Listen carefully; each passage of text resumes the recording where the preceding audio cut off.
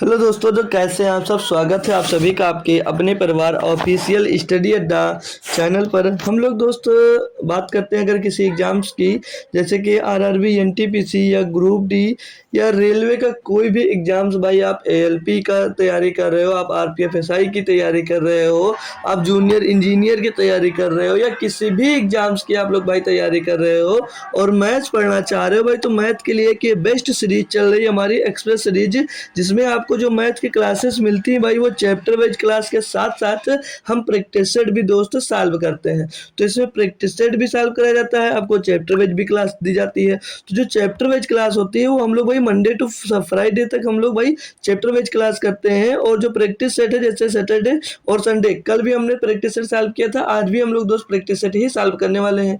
और practice set में जो होता है भाई, उसमें किसी न किसी एग्जाम्स का हम लोग भाई प्रीवियस ईयर पेपर सॉल्व करवाते हैं। जैसे इस समय हम लोग आरआरबी एनटीपीसी मैथ्स पीवाईक्यू हमने लिख रखा है, इसमें हम लोग एक प्रीवियस ईयर्स का जो पेपर है एनटीपीसी का, वही हम लोग दोस्त सॉल्व कर रहे हैं। तो हमने कल पेपर लिया था भाई 5 जनवरी 2021 का, फर्स्ट शिफ्ट का हमने पेपर लिया था सीबीटी 1 का। तो हम लोग उसमें के 20 क्वेश्चन सॉल्व कर लिए थे, बाकी के क्वेश्चन आज सॉल्व करेंगे, ठीक है भाई। तो ऐसे हम लोग जब क्वेश्चन जो होते हैं वो प्रैक्टिस सेट हम लेते हैं, प्रैक्टिस सेट में आपको हम पेपर जब सॉल्व कराते हैं उससे आपको पता चलता है भाई कि किस टाइप के क्वेश्चंस में आपको भी दिक्कत आ रही है और किस टाइप के क्वेश्चंस आपके पेपर में बनने वाले हैं। तो उसी अकॉर्डिंग आपकी तैयारी भी बेहतरीन होती रहती है, ठीक है भाई।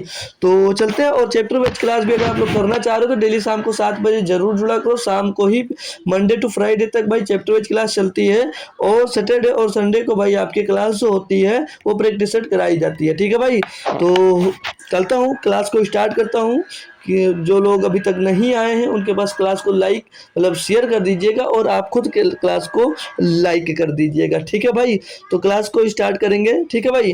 तो आज हमारा प्रैक्टिस सेट जो नंबर है भाई वो है 32वां नंबर। अब तक हम लोग इसके 31 प्रैक्टिस सेट सॉल्व कर चुके हैं, ठीक है।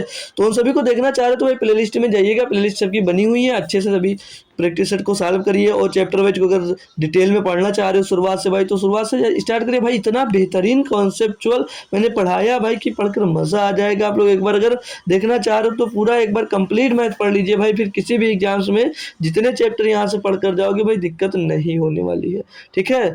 तो चलते हैं, स्टार्ट करते हैं आज का क्वेश्चन। ये था आपका होमवर्क का क्वेश्चन, यही हमने आपको होमवर्क में भी दिया था कि सभी बच्चे लोग इसका आंसर देंगे, ठीक है भाई। तो चलिए हम इसको सॉल्व कराते हैं कि इसका क्या आंसर होगा। आप लोगों ने अगर कोशिश की तो बहुत अच्छी बात है, और नहीं की है तो कोई बात नहीं। हालांकि सॉल्व करने वाला क्वेश्चन नहीं है, ये समझने वाला क्वेश्चन है। तो देखिएगा इसमें दिया क्या मेरे दोस्त। बोला जा रहा है कि माध्य में से विचलन का योग हमेशा होता है। अब माध्य का मतलब समझते हो भाई, मीन।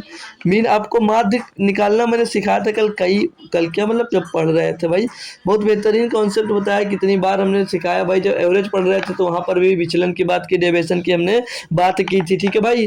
तो जैसे माध्य की बात करें, जैसे कोई नंबर हमको दिया गया है, मान लीजिए ये नंबर्स हमको दिए गए हैं, ये नंबर्स हमको भाई दिए गए हैं, तो इनका जो माध्य होता था हमेशा मिड पॉइंट होता था, यानी बीच वाला होता था। जो बीच वाला यही है, तो यही इसका क्या हो जाएगा, यही इसका माध्य हो जाता है। ये क्या हो जाता है भाई, इसका माध्य हो जाता है, यही इसका दोस्त माध्य हो जाता है। अब हम लोग अगर दोस्त यहाँ पर जब ये इसका माध्य हो जाता है तो ये बैलेंस करता है, जो जैसे जो संख्याएं होती हैं और जो माध्य डेविएशन निकल के आता है, जो विचलन निकल कर आता है, माध्य होता है। तो माध्य से जब उनको भाई जोड़ेंगे या मतलब जुड़ता है तो घट जाता है। क्यों घटता है, क्योंकि उनको बैलेंस करना होता है। जो ये माध्य होता है इन्हीं से भाई वो बाकी की संख्या क्या होती है, बैलेंस होती है। ये जो माध्य होता है इसको बैलेंसिंग पॉइंट भी बोल सकते हो, बैलेंस पॉइंट होता है भाई। तो जब किसी भी नंबर से इसको भाई जोड़ोगे तो यानी कि वो क्या बचेगा, जीरो बच जाएगा, यानी कि वो घट जाता है। जो डेविएशन होता है क्या होता है भैया, उनका अंतर होता है। तो किसी भी नंबर जब हम लोग माध्य घटाते हैं तो हमेशा क्या बचता है, जीरो बचता है।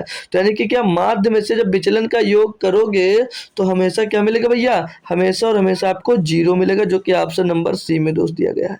आपको कितनी बार हमने ये बात एवरेज में भाई समझाई थी, ठीक है भाई। अगर याद होता तो आप लोग तुरंत इसको कर सकते थे। होप करूंगा सभी बच्चों को पॉइंट से समझ में आ गए होंगे।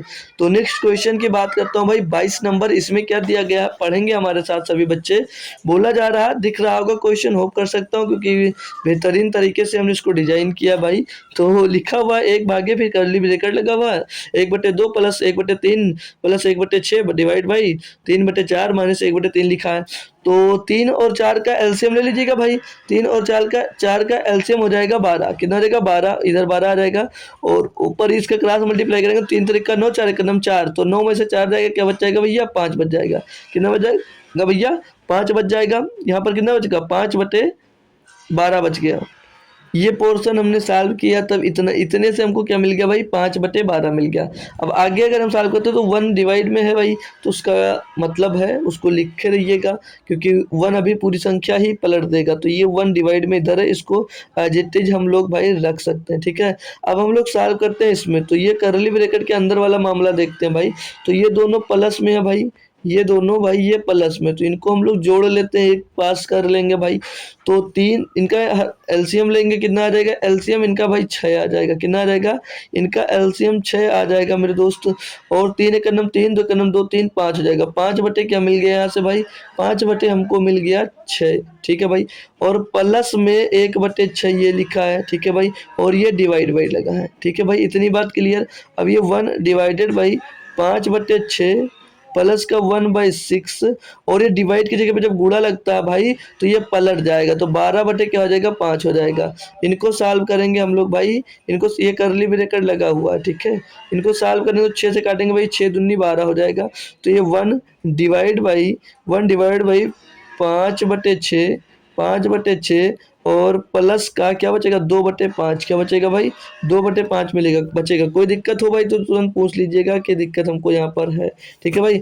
अब इनको सॉल्व करेंगे तो 1 है भाई डिवाइडेड बाई करली ब्रैकेट के अंदर 6 और 5 का एलसीएम 30 हो जाएगा, और ये 50 25 6 दूनी 12 25 के अंदर 37 हो जाएगा, ठीक है। तो अब ये 1 डिवाइड बाई डिवाइड हटाएंगे गुणा लगाएंगे, तो जो संख्या होती है वो पलट जाती है, यानी कि 30 बटे कितना हो जाएगा 37 हो जाएगा। तो 30 का गुणा 1 में हो जाएगा, तो 30 बटे क्या आ जाएगा 37 आ जाएगा भाई। तो यही आपका आंसर हो जाएगा। एक बेहतरीन सा सिंप्लीफिकेशन का समझ लीजिएगा क्वेश्चन आपके पास था भाई। तो ऑप्शन नंबर देख सकते हो भाई, यहाँ पर आपका डी एकदम से सही जवाब दिया गया था, ठीक है भाई। हालांकि ऑप्शन में पढ़ा नहीं था तो ढूंढना मत कि डी नहीं लिखे थे आप, लेकिन आपको लग तो रहा होगा यार कि 4 नंबर सही है, ठीक है भाई। तो क्लियर है दोस्त। क्वेश्चन जितने थे कल भी मज़ेदार क्वेश्चन थे, अब भी जो आएंगे भाई डीआई के क्वेश्चन सब कुछ अच्छे सारे क्वेश्चन बेहतरीन से बेहतरीन हमने लिए भाई। अब ये देख रहे हो भारी भड़कम सा क्वेश्चन दिख रहा है आप लोगों को भाई। अब क्या बोला जा रहा है, पढ़ेंगे पहले क्वेश्चन। हमने हमेशा कहा है क्वेश्चन को पहले पढ़ा करो भाई। तो क्या बोला है कि अनिल अकेले एक कार्य को 6 दिन में पूरा कर सकता है। अनिल अकेले एक कार्य को 6 दिन में पूरा कर सकता है, और भूषण अकेले इसे 8 दिनों में पूरा कर सकता है। अनिल और भूषण इस कार्य को 3200 रुपये में करते हैं। चमन की मदद से वे 3 दिनों में कार्य पूरा कर लेते हैं। इस आय में चमन का हिस्सा कितना है भाई। टाइम एंड वर्क का क्वेश्चन है भाई, और इसका चैप्टर बस ये कंपाउंड इंटरेस्ट के बाद बस यही आपका दोस्त स्टार्ट भी होने वाला है। तो कल कंपाउंड इंटरेस्ट हम लोग स्टार्ट करने वाले थे, लेकिन चांसेज है हो सकता है कल आपकी मंडे क्लास क्लोज हो जाए, क्योंकि थोड़ा हमको जाना है भाई गोरखपुर, तो इसीलिए हो सकता है आपकी क्लास कैंसिल भी हो सकती है। लेकिन कोशिश करूंगा कि रिकॉर्ड हो जाए, लेकिन मुश्किल है, हो सकता है कल की छुट्टी हो जाए, ठीक है भाई। तो चलिए आते हैं अब हम लोग अपने क्वेश्चन पे। अनिल अकेले कार्य को 6 दिनों में पूरा कर सकता है। तो अनिल जो भाई एक कार्य को 6 दिनों में अकेले पूरा कर सकता है। भूषण अकेले इसे 8 दिनों में पूरा कर सकता है। भूषण करता है इसको 8 दिनों में। भूषण बीफार भूषण 8 दिनों में करता है। और बोला अनिल भूषण इस कार्य को 3200 रुपये में करते हैं। चमन की मदद से वे 3 दिनों में कार्य पूरा करते हैं। यानी कि जब ये 3 मिल जाते हैं, अनिल के साथ भूषण भी और भैया चमन, यानी कि ABC, देखो भाई क्या कंबाइन बन गया। जब मिलते तो 3 दिनों में कर लेते हैं। अब हम लोग भैया टोटल वर्क यानी कि इनका एलसीएम लेकर भैया टोटल वर्क निकालेंगे, कितना वर्क होगा भाई। तो 6 और 8 का एलसीएम कितना हो जाता है 24। 24 हो तो इनका एलसीएम 24 ही होगा। कितना आ गया एलसीएम इनका 24। अब इनका एक दिन का वर्क निकाल लेंगे, तो अनिल का एक दिन का वर्क 6 चौके 24, भूषण का एक दिन का वर्क 8 तारीख 24, और तीनों लोगों का मिलके एक दिन का वर्क 3 और 24 8 काम करते हैं। यानी कि अनिल अकेले एक दिन में 4 काम करता है, भूषण अकेले एक दिन में कितना काम करता है? 5 काम करता है। तो भैया ये तीनों मिलकर 8 काम करते हैं, जिसमें से अनिल अकेले, ओ सॉरी यार, भूषण 3 काम करता है, भूषण 3 काम करता है। तो जिसमें से अनिल और भूषण और चमन जब मिलते हैं तो काम को 8 दिन में करते हैं। अनिल की एफिशिएंसी एक दिन में 4 काम करने की है, भूषण की काम करने की एफिशिएंसी एक दिन में 3 है। तो चमन की कितनी आ जाएगी? क्योंकि तीनों मिलकर 8 करते हैं, जिसमें से 4 और 3 7 काम भैया आपके अनिल और भूषण ही कर रहे हैं, यानी कि चमन की जो एफिशिएंसी होगी कितनी होगी? 1 होगी, यानी कि चमन एक कार्य करता होगा। क्लियर इतनी बात? इतनी बात क्लियर है? जी सर क्लियर है। अब जिस रेशियो में ये वर्क करते हैं उसी रेशियो में इनका पैसा बढ़ता है, क्योंकि इसमें इस आय में चमन का हिस्सा कितना है। तो ये इनका जो ये रेशियो आया वर्क करने का, ये जो इनकी एफिशिएंसी आई, क्षमता आई, जिस क्षमता में ये काम करते हैं उसी क्षमता में इनकी क्या भैया? पैसा बांटा जाता है। तो टोटल कितना? 4 3 7 और 1 8, 8 बराबर है कितना भैया? 3200 रुपया। 8 बराबर कितना दिया था? 3200 रुपया दिया है। तो चमन कितना है? चमन की एफिशिएंसी 1 है, तो 1 की वैल्यू पूछी जा रही, तो 1 बराबर कितना होगा? 8 चौक 32, ये 400। 1 बराबर 400, option number D. Option number D पर टिक करिएगा और आगे बढ़िए, सीताराम जपिए। क्यों भाई? हो गया ना? अच्छे से मजा आ गया? कुछ टर्म नहीं था क्वेश्चन में यार, तो सभी बच्चे कर लेंगे, टाइम एंड वर्क का आसान से क्वेश्चन होता है। तो चलते हैं इस पे बात करते हैं। 24 नंबर क्वेश्चन पे अपना क्या दिया है? बोला जा रहा है मेरे दोस्त आपसे कि अनिल और बलबीर एक कार्य को अनिल और बलबीर एक कार्य को 3 दिनों में पूरा कर सकते हैं।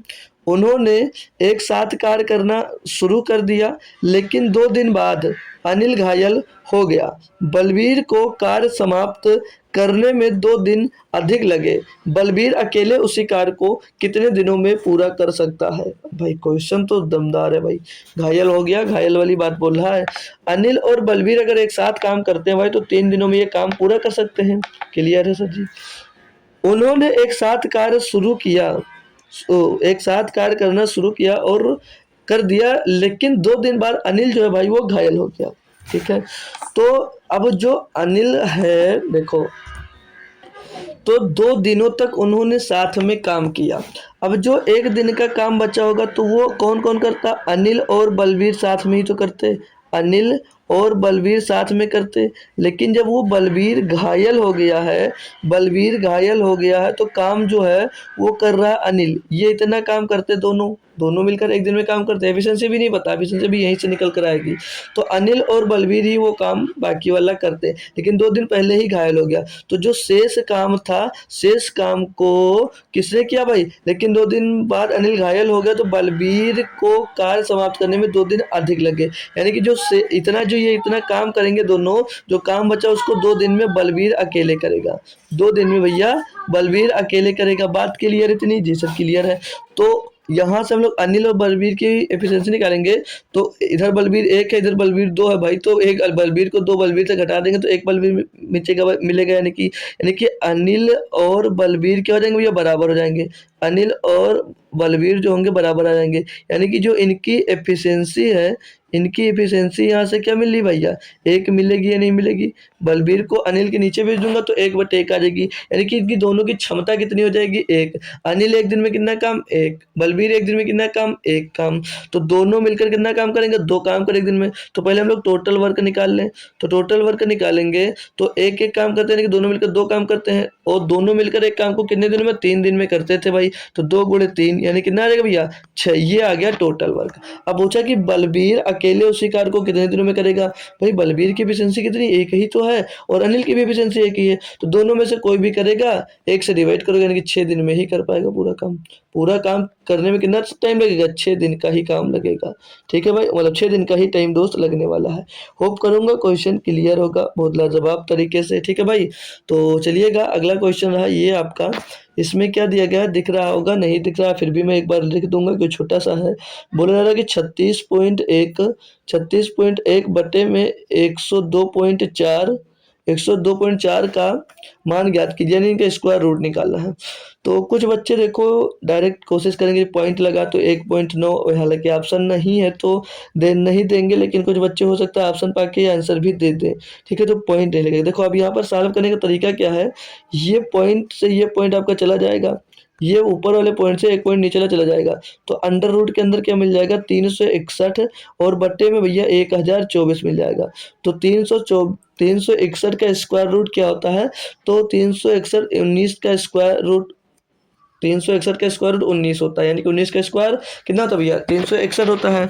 और 1024 का स्क्वायर रूट क्या होगा, तो ये जो 1024 है किसका स्क्वायर होता है, ये भैया 32 का स्क्वायर होता है। काहे का भैया 32 का स्क्वायर होता है। तो ये सब कैसे निकाला जाएगा, इसके लिए हमारी एक 1.5 घंटे की क्लास पड़ी है भाई, उसको देख लीजिएगा आप लोग।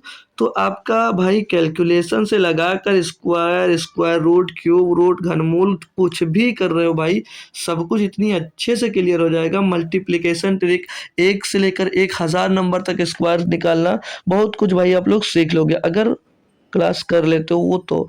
अगर हाँ चाहिए क्लास तो आप लोग हमारे टेलीग्राम पे कनेक्ट हो जाइएगा, आप हमसे बता दीजिएगा, मैं ढूंढ कर आपको पर्सनली सेंड कर दूंगा, ठीक है। तो वहाँ से आप लोग उसको देख लीजिएगा, स्क्वायर रूट, मल्टीप्लिकेशन ट्रिक, बहुत सारे चीज़ें हैं जो उसमें आपके क्लियर हो जाएंगे, ठीक है भाई।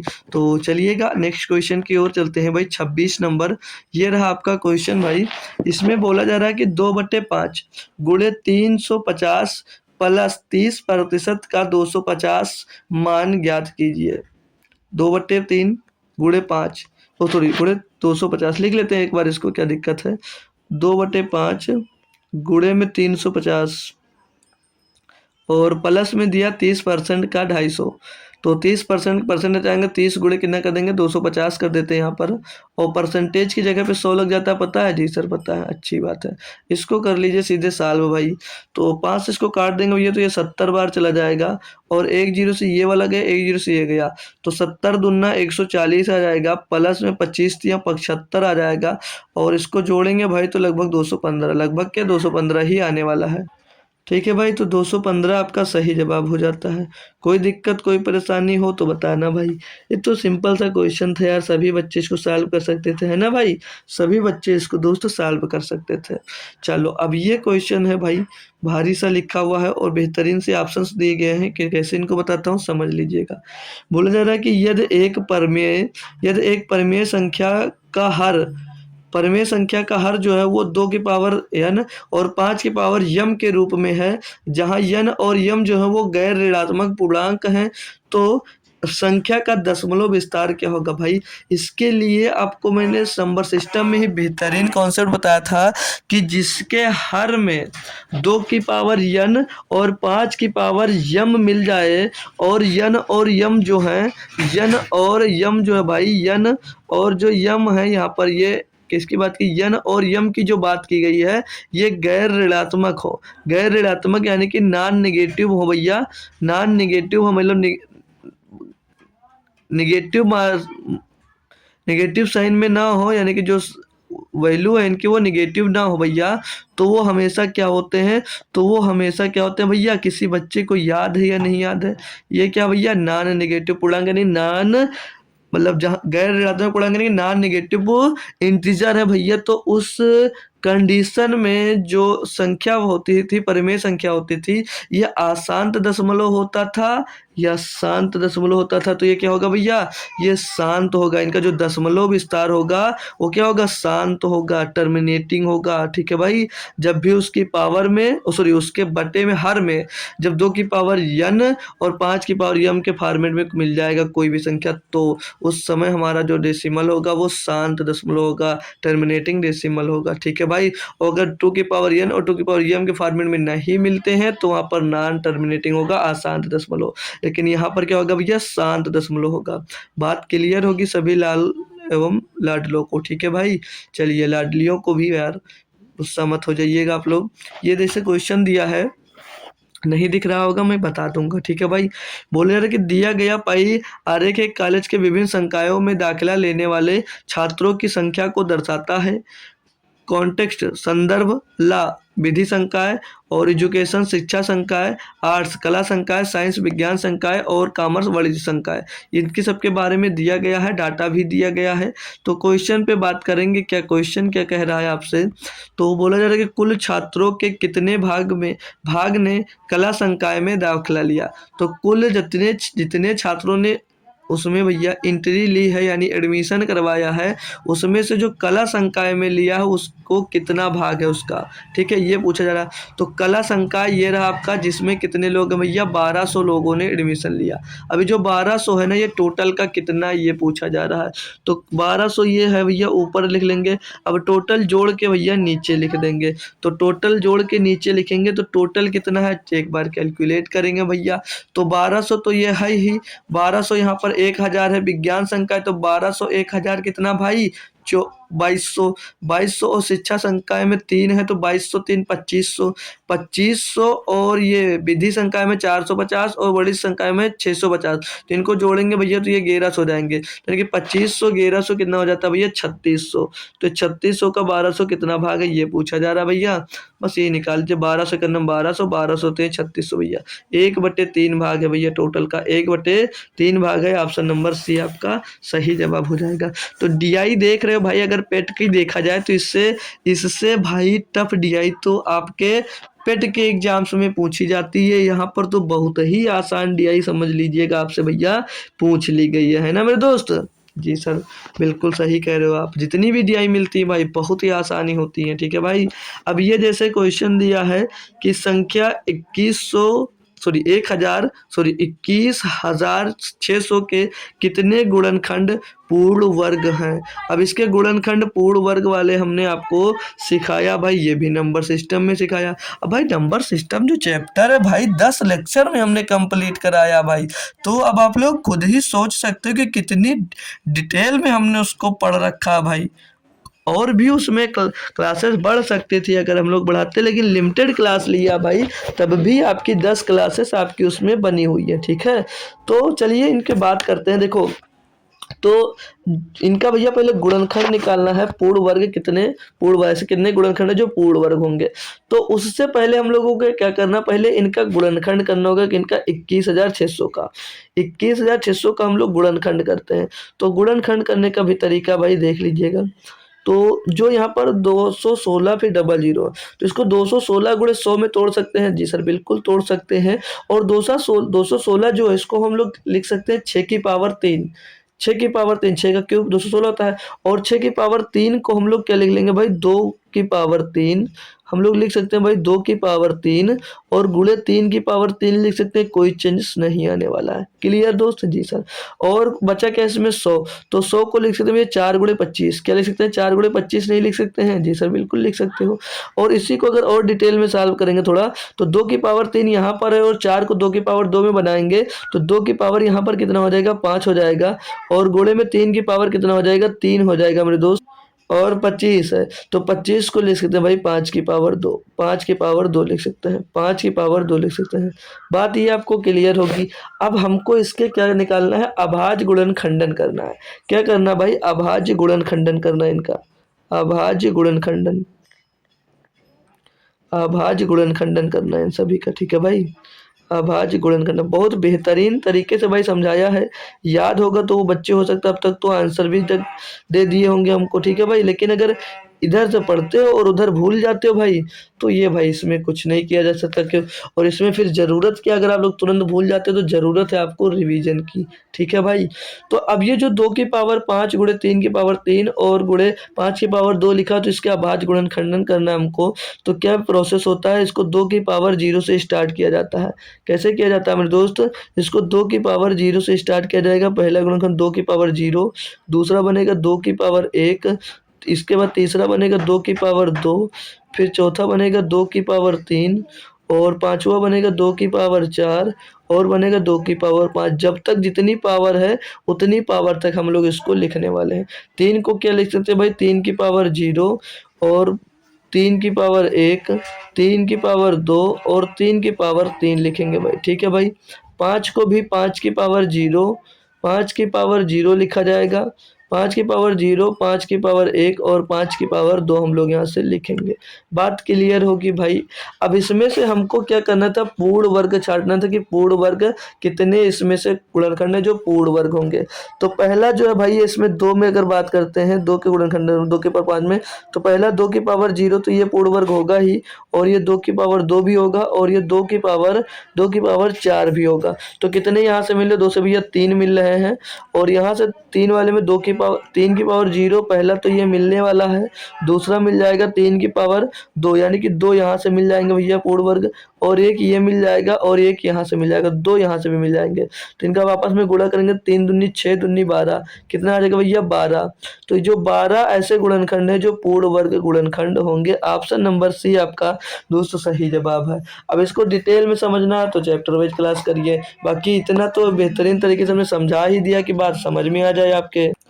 क्लियर होगा भाई, होप कर सकता हूँ यार, इतना मस्त बताया तो क्लियर ना यार तो बेकार है ना मेरे दोस्त। क्लियर होगा, बिल्कुल क्लियर होगा, ठीक है भाई। अब आ जाइएगा अगला क्वेश्चन, ये रहा आपका डीआई का, नॉर्मल सी डीआई है, ठीक है। इसमें क्या दिया गया है कि दी गई तालिका एक छात्रावास में विभिन्न भाषाएं बोलने वाले छात्रों की संख्या को दर्शाती है। क्लियर है जी सर, ठीक है।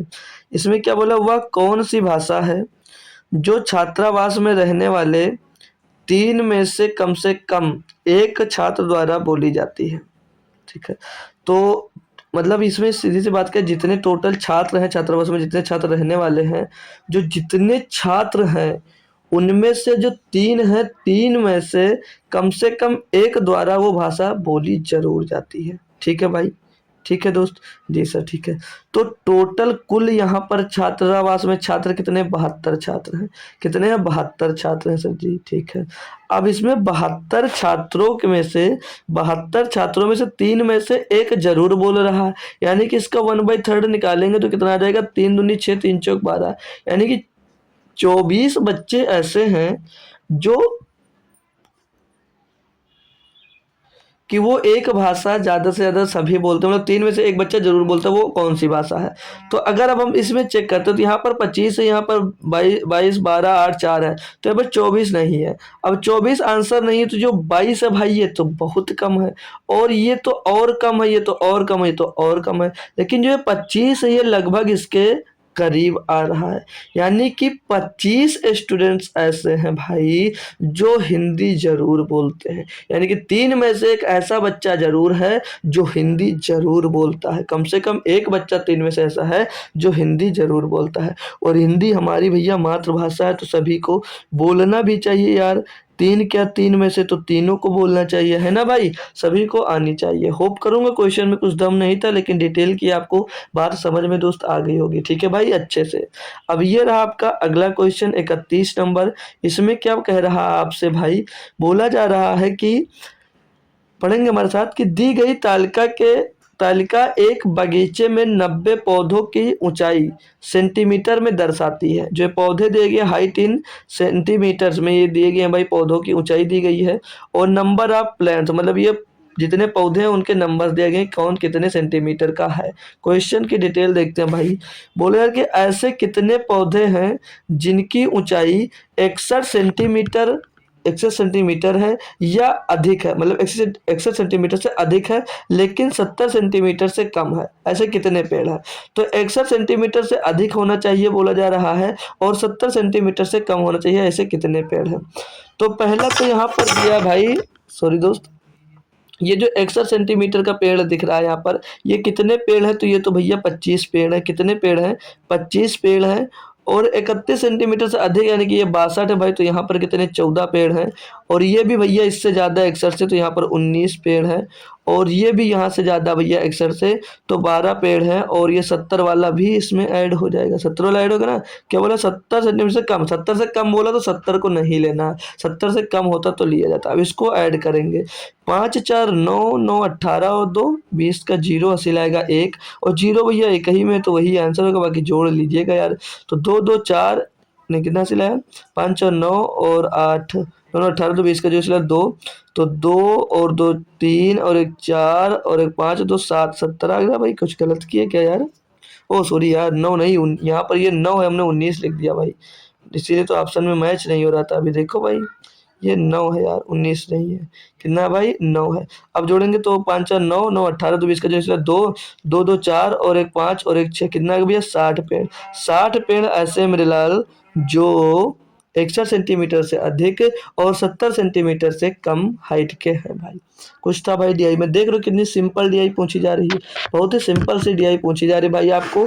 बस थोड़ा सा अगर प्रैक्टिस करके जा रहे हो तो स्कोर आप अच्छा करके आने वाले हो, ये मेरी बात मान लीजिएगा। आप लोग अगर तैयारी बेहतरीन करते जा रहे हो तो भाई ठीक है भाई।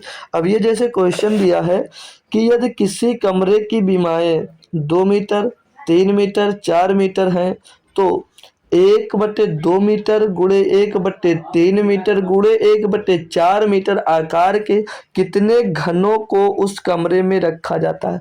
तो पहले हम लोग इनका वॉल्यूम निकाल लेंगे, फिर इनका वॉल्यूम निकाल कर डिवाइड कर देते हैं, हमको पता चल जाता है कि कितने घन उस कमरे में रखे जा सकते हैं। सिंपल सा तरीका मैंने ये आपको बता रखा भाई। तो तरीका को ध्यान देंगे, यानी कि घन हमें लगा n घन रख लेंगे। तो इनका आयतन क्या होता है भैया? घन का आयतन लंबाई गुणे चौड़ाई गुणे ऊंचाई। तो 2 मीटर गुणे 3 मीटर गुणे 4 मीटर बटे में भैया 1/2 मीटर गुणे में भैया 1/3 मीटर गुणे में 1/4 मीटर से हमको इसको डिवाइड करना है। अब इसको सॉल्व करेंगे ऊपर तो 2 गुणे 3 गुणे 4 होते हैं 6 चौको 24 मिल जाएगा, और इसको सॉल्व करेंगे 1/में 2 3 6 चौको 24 मिल जाएगा, और 24 को 64 लिख दे यार, 24 मिल जाएगा। यहाँ पर 1/में कितना आ जाएगा? 24, इसके भी आ जाएगा। अब ये 24 जाकर ऊपर गुणा हो जाएगा, तो 24 गुणे 24 कितना हो जाएगा भैया? 576 ही तो होता है जी सर। तो 576 घन कमरे के अंदर रखे जा सकते हैं। ऑप्शन नंबर ए आपका सही जवाब होगा। जैसे इस टाइप का क्वेश्चन बच्चों को दिखता है, वो डर के मारे क्वेश्चन को छोड़कर भाई भाग जाते हैं। तो जैसी गलती आप भी करो, ऐसा हम नहीं चाहते हैं भाई। क्वेश्चन को छोटी सी बात याद रखना, जब भी भाई कोई कमरे की बात कही जाएगी, उसमें पूछा जाएगा कि कितने घन रखे जा सकते हैं, या किसी घन के बड़े घन का वो दे देगा आपको कि इतने बाई इतने बाई इतने के हैं भैया घन, इतने बाई इतने बाई के छोटे छोटे कितने घन बनाए जा सकते हैं भाई। तो आप लोग बड़े वाले का आयतन निकाल लो और छोटे वाले आयतन से उसको डिवाइड कर दो, आपका आंसर मिल जाएगा। सिंपल सी बात है, ठीक है भाई। अगला क्वेश्चन 33 नंबर। अब ये कह रहा है, और पीपीटी आपको मैंने कल डाल दी थी लेकिन पहुंची आज सुबह, हमने डालकर तो डाटा बंद कर दिया था, इसीलिए आपके पास पीपीटी पहुंच नहीं पाई। तो मॉर्निंग में आपके पास पीपीटी पहुंच गई थी। अगर आप लोगों ने एक बार भी क्वेश्चन को सॉल्व किया होगा तो आपको खुद से लगा होगा कि जी सर क्वेश्चन अच्छे अच्छे हैं भाई, ठीक है। तो चलिएगा अगला क्वेश्चन देखते हैं भाई। बोला जा रहा है कि दी गई तालिका सप्ताह के दौरान एक दुकान में बेचे गए बिजली के बल्बों की संख्या दर्शाती है। ठीक है सर जी। क्वेश्चन क्या कहता है? क्वेश्चन कह रहा है कि किसी दिन दैनिक बिक्री सप्ताह की औसत बिक्री के निकटतम थी। किस दिन जो दैनिक बिक्री थी, यानी कि डेली की जो बिक्री थी, वो सप्ताह भर में जितना बेचा उसके औसत के लगभग बराबर थी, निकटतम थी, यही पूछा जा रहा है जी सर।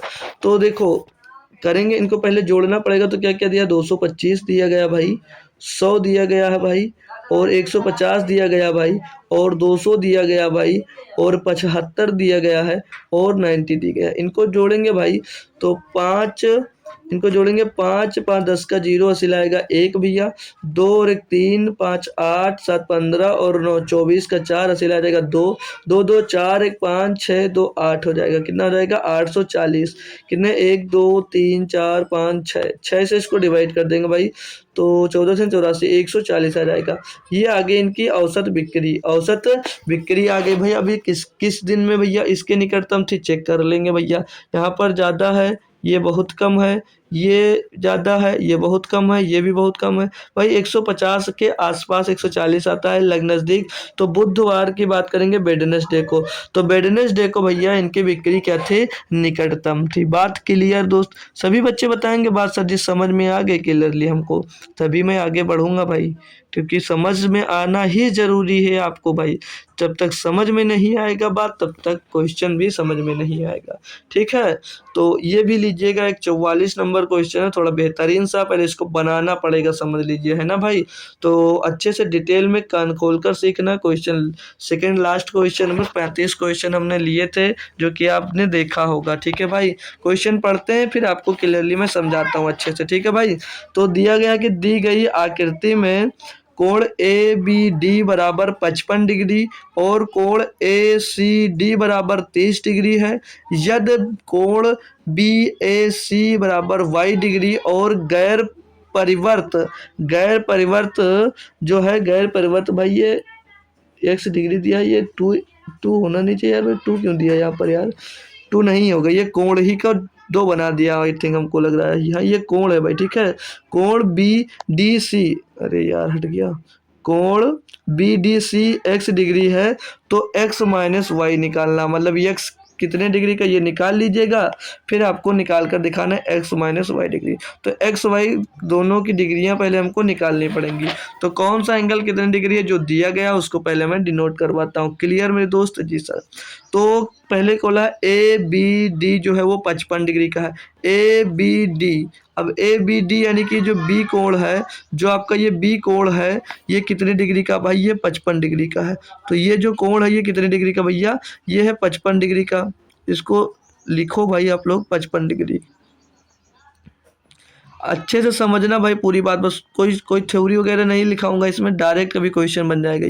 ये 55 डिग्री का कोण है, कोण ए बी डी, ठीक है, डिग्री लगा रहा हूँ, ठीक है भाई, डिग्री डिग्री डिग्री लग गया, डिग्री अब लग गया है ना भाई।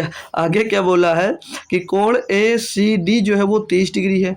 अब कोण ए सी और डी क्या है भाई? ये कोण कितना है? ये कोण है 30 डिग्री। तो इसको भी बनाते हैं, इसको भी बनाते हैं, ये कोण हो गया और ये कोण है कितना? 30 डिग्री का। कितना कोण है भाई? ये 30 डिग्री का कोण है भाई। क्लियर दोस्त? ये 30 डिग्री का कोण दिया है। आगे और बढ़ो, यदि कोण बी ए सी जो है भाई वो कितना? Y degree. अब बी ए सी जो कोण है वो कितना है? वाई डिग्री का है। तो ये जो कोण है वो वाई डिग्री का कितने का भैया? ये जो कोण बन रहा है, ये वाला जो कोण है ये वाई डिग्री का है। ये कोण भैया वाई डिग्री का है आपका, ये वाई डिग्री का कोण है, ठीक है भाई। बात को समझते चलना, अभी बहुत अच्छे से आपको भी क्लियर करवा दूंगा। ये वाई डिग्री का कोण बन रहा है। फिर आगे थोड़ा और पढ़े तो बोल रहा है कि और गैर परिवर्त कोण बी डी सी जो है वो एक्स डिग्री है। B D C, B D C, B D C प्रधान होता है ना गाँव में, पता है कि नहीं? बी डी सी यानी कि ये कोण जो है, जो ये कोण बन रहा है, जो ये कोण बन रहा है वो कितना है? X degree. जो ये कोण बन रहा है भैया वो क्या है? एक्स डिग्री है। कितना भैया? एक्स डिग्री कोण भाई, गुणा मत समझ लेना यार। ये जो कोण है ये कितना भैया? एक्स डिग्री है। बात क्लियर है भाई? बात क्लियर है? आप लोग बताएंगे दोस्तों। तो अब हमको निकालना है इसमें एक्स माइनस वाई का मान क्या है भाई। तो पहले एक्स और वाई निकालना है। तो ये जो आकृति होगी भाई, इसका और इसका जो सम कितना आ रहा है भाई? 85 होता है। तो जो इनका सम होता है 85, वही यहाँ पर कोण होगा, वही इनका कोण होगा। तो ऐसा कैसे हो जाएगा सर? तो ये आपको भी कन्फ्यूज होगा। तो मैं बताऊंगा, अगर जनरल केस में अगर आप लोग इनको मिला देते हो, इनको भाई पर एक इनको मिला देते हो, ए से डी को मिला दोगे भाई, ये अगर मिला देते हैं हम भाई, ठीक है, ये हम अगर मिला देते हैं तो फिर जैसे हमने इसको मिला दिया अगर, तो जो यहाँ पर एंगल्स बन रहा है ये वाला और ये वाला जो होता है वो इन्हीं दोनों का योग का बनता है। तो इन दोनों का योग कितना है? वो 85 डिग्री है। कितना भाई?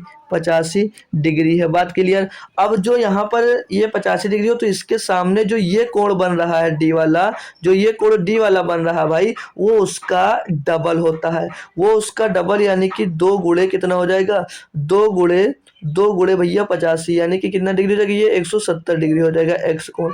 अब इनका अंतर पूछा जा रहा, तो एक्स माइनस वाई पूछा जा रहा भैया। तो एक्स माइनस वाई करोगे 170 माइनस 85 करोगे कितना रहेगा? 85 डिग्री तो आएगा। तो ऑप्शन नंबर सी आपका दोस्त सही जवाब हो जाता है। यहाँ से बात क्लियर हुई या नहीं क्लियर हुई कि दोबारा रिवाइज करवाऊँ भाई, फिर से करवाऊँ? तो देखो अब मैं दूसरा डायग्राम ही लेकर मैं आपको बताता हूँ। मैं आपको दूसरा एक डायग्राम इसी तरह से बना दूं तो फिर आपको मैं दिखाता हूँ बनता है कि नहीं। चलिए एक डायग्राम बनाता हूँ इसी टाइप का, फिर आपको क्लियर करता हूँ थोड़ा सा, ठीक है, कोशिश करता हूँ आपको समझाने की, ठीक है, थोड़ी सी। तो जैसे क्या भाई जैसे ये जो डायग्राम है ये कुछ ऐसा डायग्राम बना है, ये कुछ ऐसा आपका डायग्राम है, ये आपका कुछ ऐसा डायग्राम बनने वाला है, ऐसा नहीं भाई, ठीक है, ये कुछ ऐसा। अरे यार डिजिटल बोर्ड होता अभी तो डायरेक्ट बन जाता है ना भाई। चलो कभी होगा आपके भाई के पास भी। ये कुछ ऐसा डायग्राम है, ठीक है। अब एज्यूम कर लो यार नहीं बन रहा है अगर उसी तरह से सेम, ठीक है। चलो हटा के फिर से पूरा बना देता हूँ। क्वेश्चन भी आपका गायब हो गया है ना।